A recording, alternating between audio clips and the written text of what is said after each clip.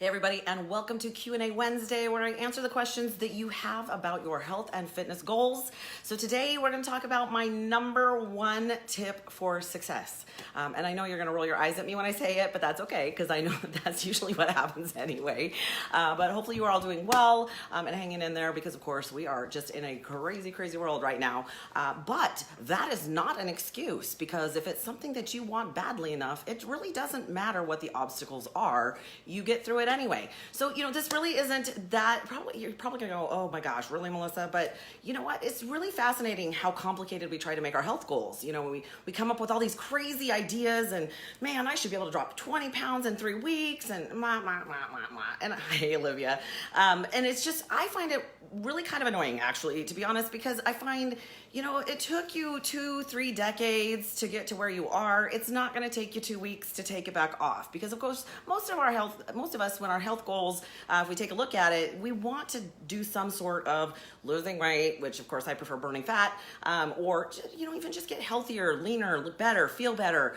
And you can't do that if you've had, several decades worth of really not giving a care to it. So, keep that in mind. So this is going to be super, super simple, but we're going to delve into it a little bit further, just so you know what I'm talking about. But I grew up where, my boys went to Boy Scouts, and the Boy Scout motto is be prepared. And that is my answer to you tonight, because I find that one of the biggest obstacles that most of my clients have when they're checking in and they've had a really rough week is that they're not prepared for what they have to deal with. And it could be on any level.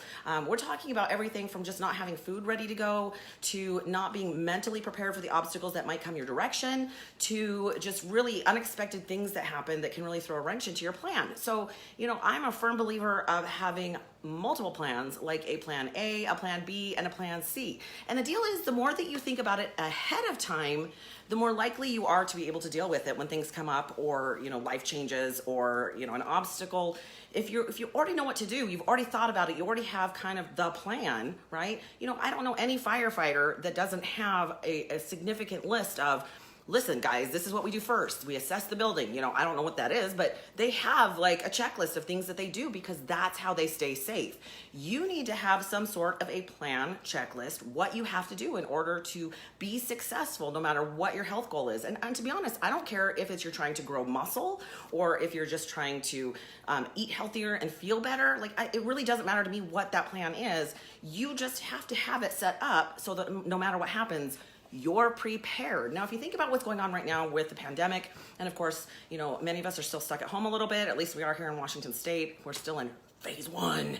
I asked today on Instagram, if you knew that this was coming, what would you have done different? Because to be honest, for me, I just would have planned differently.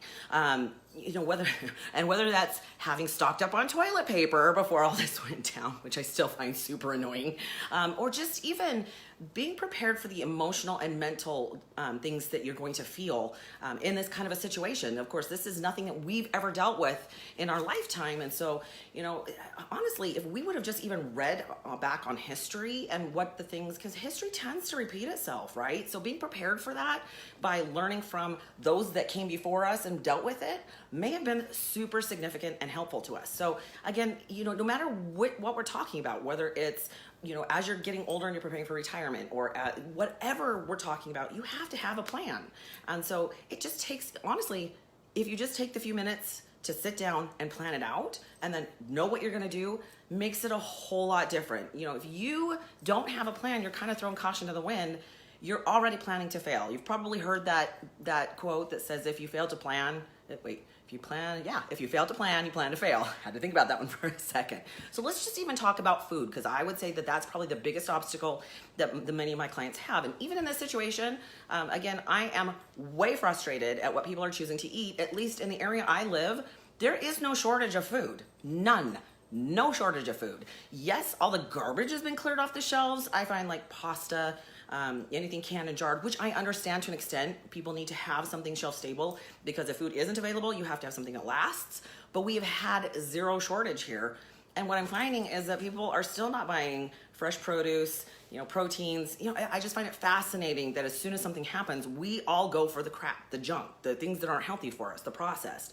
So it's really important that no matter what's going on, if you can still follow the plan, you should, right? Like, I'm a no excuses kind of gal. I believe in being prepared for anything, but I haven't had to deviate. Like, I'm still eating eggs and beef and like my normal food. I've had no issues. Now, I really think it's important to have multiple plans because, again, you never know when you're gonna get stuck in a situation where you don't have that available. So I always have a plan A, a plan B, and a plan C, such as when I travel, I always take, that's the only time that I really choose to take protein bars with me because, first of all, protein bars are processed. So they're not something that I think is a great option every day if you're trying to lose fat, right? So I do like to take those with me in case I don't have access to food, or normally I actually take a full thing of food, even if I travel on a plane, because you can take food on a plane.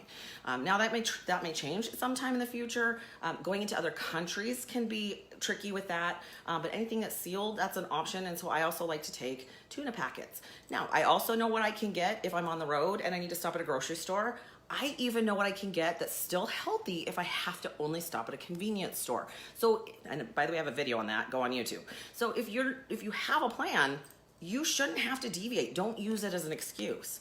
Now, I'm not saying that you have to be perfect all the time, because that is definitely not the deal. You have to learn to live the lifestyle, but don't use the situation as an excuse. And if you don't have a plan, you're probably gonna struggle with it. So, know what you're gonna do if something happens. If you go to a restaurant and they really don't have anything that you can eat, now that's usually untrue. I can go almost anywhere and I can get some sort of a salad with a protein on it, use my own dressing, or if I don't have dressing, because theirs has a lot of sugar, right? It's totally processed stuff. I can also use a lemon wedge. Like, again, you just have to have it penciled out so you know what to do.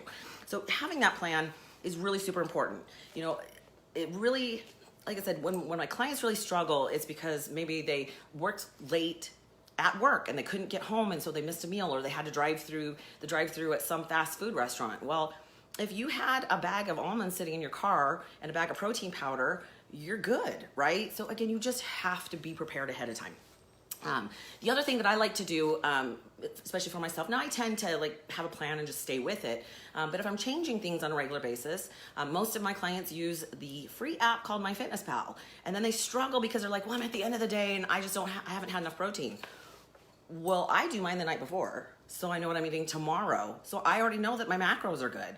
Like, to me, that's a heck of a lot easier than getting till tomorrow and going, well, shoot, I missed, I've got 300 more calories and I don't know what to get it from. Be prepared ahead. That's all it is, right? Anybody who's an adult has had to plan for something, right? That's part of adulting. So again, just take 2 seconds. And if you're unsure how to do it, get a professional. That's what I do as a living. I help people learn to prepare and learn to make plans and learn to plan ahead. Even travel. How do I travel and remain healthy? It's actually not that difficult. You just have to take the 5 minutes to plan. I'm working on a video on that one too. Just really difficult when you can't really travel at the moment. So, everything from, when you go grocery shopping, you should have a list because you should already know what you're eating for the week. When it comes to cooking it, I batch cook everything. Here's the deal, guys. If I don't have food ready in the fridge, I don't even care if I'm at home and I really don't have anything to do that day.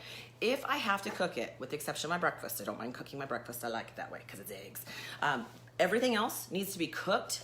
I still weigh and measure my food. I've been doing this for a decade, and it's a whole lot easier if I just do it in advance, stick it in the fridge, and I'm good to go. And if I'm gonna travel, then I throw it in my cooler and I take it with me. It's super simple. Those of you that are super busy, that's the reason you should be planning ahead. Busy people know how to get things done. It's not an excuse. I have to have my food prepared because I am busy. I work with 2 businesses, I have kids, I have grandbabies, I'm on a run all the time. Okay, so number 2, I think the other thing that's really important, again, we're still talking about being prepared. I think it's really important to know if you really struggle with eating comfort foods or craving or, just, first of all, you shouldn't bring it home. I'm going to tell you from experience, you just shouldn't have it in the house because that's part of the problem. But you need to know what your triggers are. Now, I'm not saying that you should never ever allow yourself those kind of things.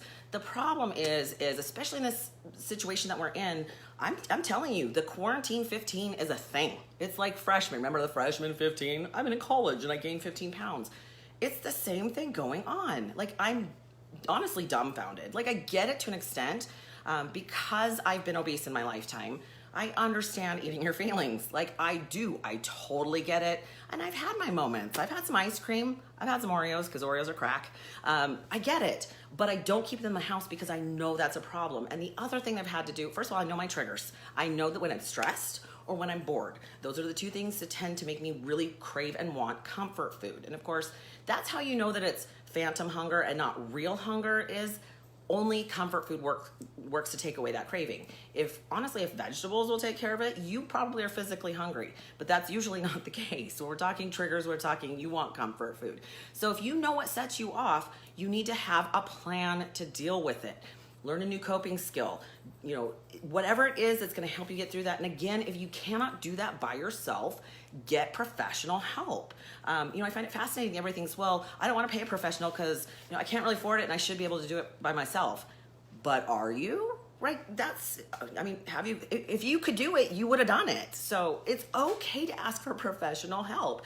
Throughout my almost decade of doing what I do, competing, working on, staying healthy, I've employed numerous trainers and professionals. Number one, because the accountability really helps me, but also because I learned something from them, and it's really, honestly, accountability is super, super helpful. But I need to learn some of those things. And everything that I've learned in that amount of time has either come from professionals or reading or from all those things that really have helped me to build, how I work my business, how I've gained those strategies and those skills, and then I help other people find their groove. And I think that's really important. And it might take you a minute. Here's the deal, guys. Don't beat yourself up. Part of it is, I know, and especially women, but I know guys do it too, we tend to go through that guilt cycle. Like we eat because it makes us feel good, like for 2 seconds, and then we feel like crap because we just ate things we know we shouldn't. It's not gonna get us to our goal. So then we get depressed and then we eat again because we want that dopamine release. I get it. At some point, you're gonna have to plan something that breaks that cycle. So again, be prepared. That's what we're talking about today. So the other thing too is, you do have to have an overall plan to reach your goal. And what I find is that most people, what's the word I'm gonna think? They're not really realistic about how and what is going to get them to their goal. They really think, well, it's only gonna take me 3 months to be a supermodel, and I'm only gonna have to work out 1 day a week. And I'm going, okay, well, no. That just doesn't work. Number one, you have to know realistically what kind of effort you're gonna have to put into that. So in that way, you've got to have a plan, and it needs to be realistic. And again, if you're not sure what that is, you need to find a professional that can help you. Please find somebody that knows what they're talking about. Don't go to some, no offense, Instagram girls, but don't go to some 20-year-old who does not know your 50-year-old menopausal body. Like, come on, seriously? I'm never gonna go to a 21-year-old male trainer. Now, granted, I know more than most of them, but you know what I mean? First of all, if you don't have a uterus, you have no idea how my body works. No offense, guys. It's really important to make sure that somebody that knows, that has good knowledge. Most of my trainers and coaches have had a pretty good knowledge even of a woman's body. Some of them have not, because sometimes I've learned what not to do in that situation. But make sure you do your due diligence to make sure that professional does have adequate information and education on what you're doing. And what they're gonna help you do. So you need to have a plan, and then you need to base it on what effort you need to put into it. If you base it only on the results, you're going to be sorely disappointed and very frustrated. So when I do challenges and things like that with my people, I never base it on weight loss. Number one, that's never fair, because somebody who has 50 pounds to lose and somebody who has 2 pounds to lose, it's gonna be a completely different ball game. But also because you can't control that. You don't necessarily know biologically how that's going to work. So if you go to somebody who really does know biology, how weight loss and fat loss works, and they can help you not only come up with the formula, but knows how to find the other variables you might be missing, then they can help you put together a plan that's realistic and that you can actually get something accomplished. Now remember, the scale isn't the only thing you should be depending on anyway, because it's not enough information. I actually, like everybody, well, first of all, I ask for pictures for my clients, but clothing size is a great way to tell whether your body is responding to what you're doing, whether you're trying to grow, because again, I have clients that are trying to put muscle on, or whether you're trying to lean. And again, that just means smaller. That doesn't necessarily mean it weighs less. Got it?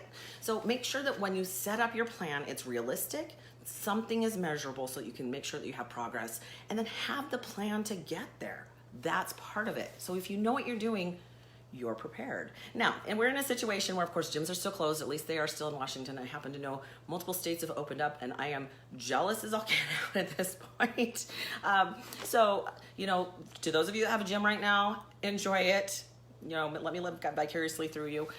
But for those of you that don't, there are other ways to do it. So don't use as an excuse. Again, have a plan B, have a plan C. Figure it out. Go outside. There's a lot of things that you can do. So whether you are traveling, whether you are new to trying to actually lose weight the right way, yo-yo dieting is not going to be the right way, guys. Just telling you now, it ruins your metabolism. I've had to fix more metabolisms in the past 10 years than I care to admit. But again, we're not taught correctly. So hopefully, within this pandemic, you are starting to realize that the reason that humans are having this issue is because we're not taking good care of ourselves. Physically, mentally, emotionally, and those are all interrelated, guys. They're not separate. But we're all struggling quite a bit because we weren't prepared on how to deal with this. So being prepared is kind of the name of the game, right? Like I'm thinking so. So if you have any questions, you know what? I get my best ideas from you guys. If you have anything specific, please feel free to message me directly through Facebook Messenger. Because I love to answer questions. Just don't be creepy. But yeah, I want to help you. That is why I'm doing this. And you know what? It is possible. Now, I'm not necessarily where I want to be, but I've actually leaned out a little bit throughout this pandemic choice. That was my choice. And I've done it in a healthy, good way, so that I can still enjoy life and I don't feel miserable, because nobody wants to feel miserable. But it's not an excuse.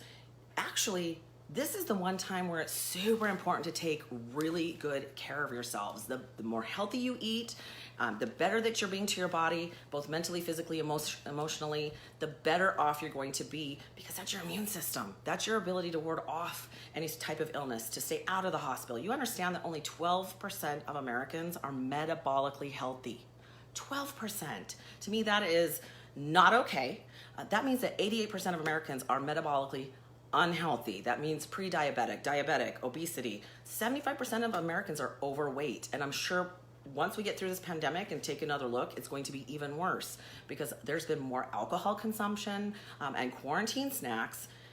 You're kind of contributing to the problem. I mean, I hate to say it, but if you're eating sugar and eating junk, you're contributing to the problem. We need to get past that. We need to get healthy as a nation and become strong again. And that's not where we're at the moment. So I just want you to know I love you all. I want you to be healthy. I want you to be happy. I believe that's why we're here on earth, is to help each other and to find happiness. So have an incredible week, you guys. Until next week, that is Q&A Wednesday. Bye now.